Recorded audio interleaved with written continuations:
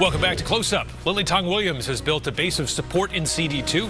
She's hoping the extra time she's invested as an early declared candidate will pay off with a win on September 10th. And she is our guest this morning. Lily, thanks for being here.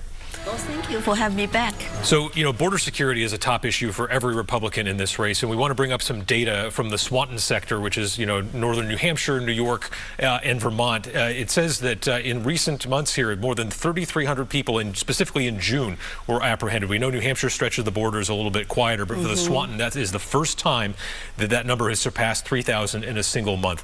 Obviously, the liberty in this country is a powerful beacon. So what is the best way to dissuade migrants from immigrating illegally to the United States? Well, I am a legal immigrant, and I know I came here to embrace American values and ideals, to live under freedom and also have better opportunities for myself, my family.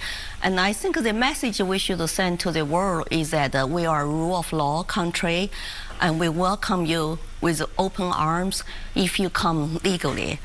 But coming here by first step is breaking the law, and it's not the American way. So I think that's a message we should send out to the world from Biden administration. Instead of coming in legally and we give you welfare, that just doesn't work. My brother waited 13 years in China and come here getting job within 6 months, and he's not even citizen yet. He's still working full time and learning English and study his civics exam. So that's kind of immigrants we want. You come here, work hard, you live American dream, and you respect our laws. A lot of these migrants, a lot of the new Americans, naturalized citizens like yourself, are culturally conservative.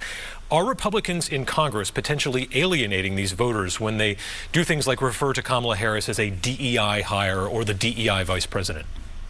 Well, I think on my campaign trail, normally I want to carry my own water, emphasize my own personal campaign messages, and I promise to be positive and unifying campaigning person. And I hate to see our country so divided in this political environment. And we have so much in common as American citizens. We should focus on some common ground issues and come up with solutions. So I hope, I get lots of independents like me because I'm not so partisan, So I hope to keep it that way. Yeah, Republicans in CD2 have had no problem nominating people of color going back for a decade now. They're practicing their own version of diversity, equity, and inclusion, even if they don't like the concept or the term themselves or identity politics. So where do you think these condescending comments and the dismissive animosity toward Vice President Harris is coming from?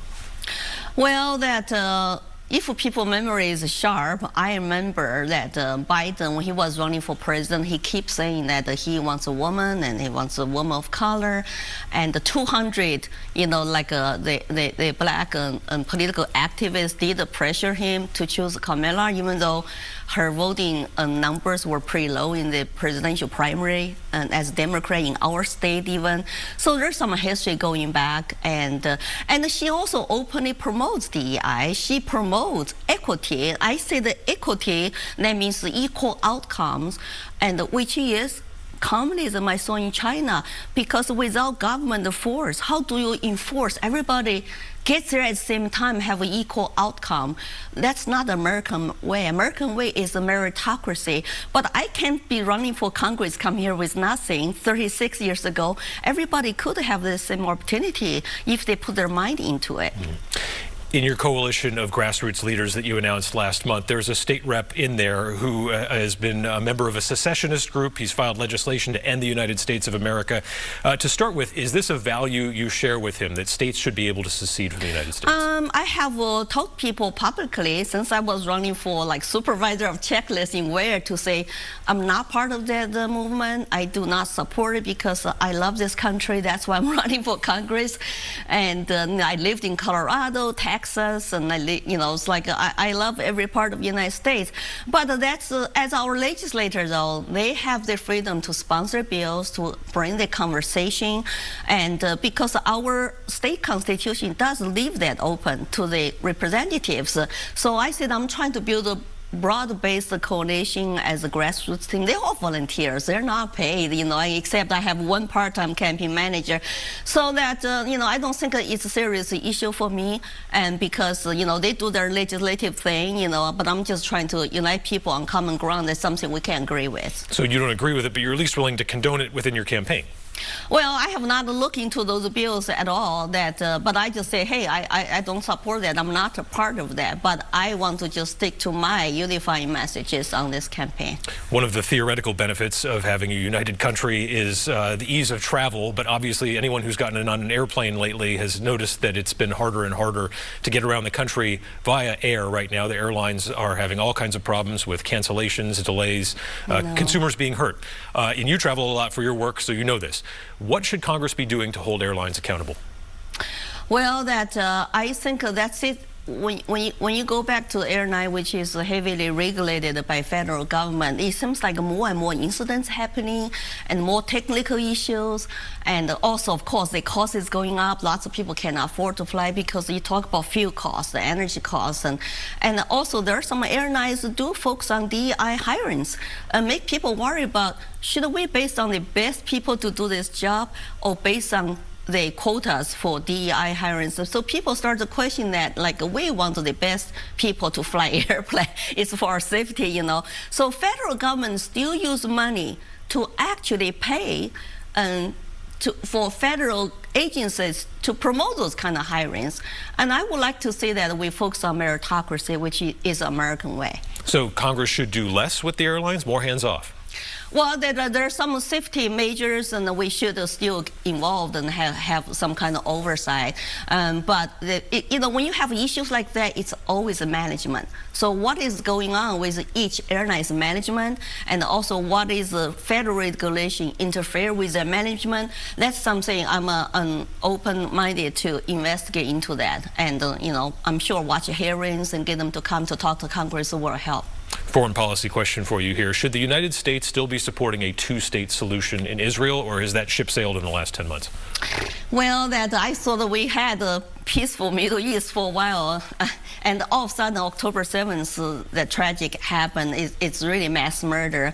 And morally, I defend Israel the right to have self-defense. And at the same time, as the global leader in the world, we stand with our allies, and Israel is the only democracy in the Middle East. Is our only really island right now. So we need to support them.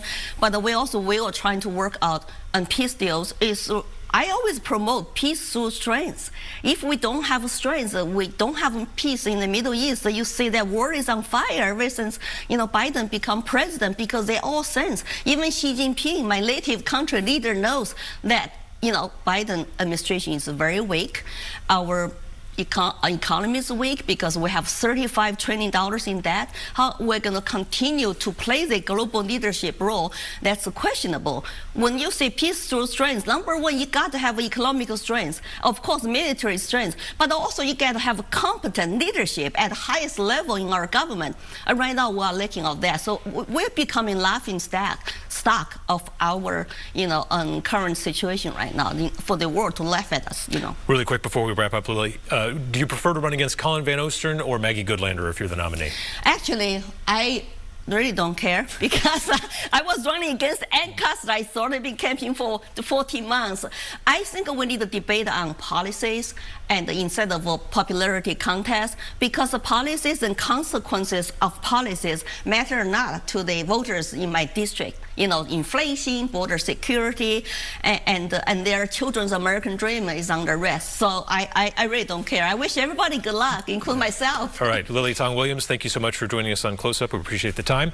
And that wraps up this edition of Close Up New Hampshire. Thanks for watching. Have a great Sunday.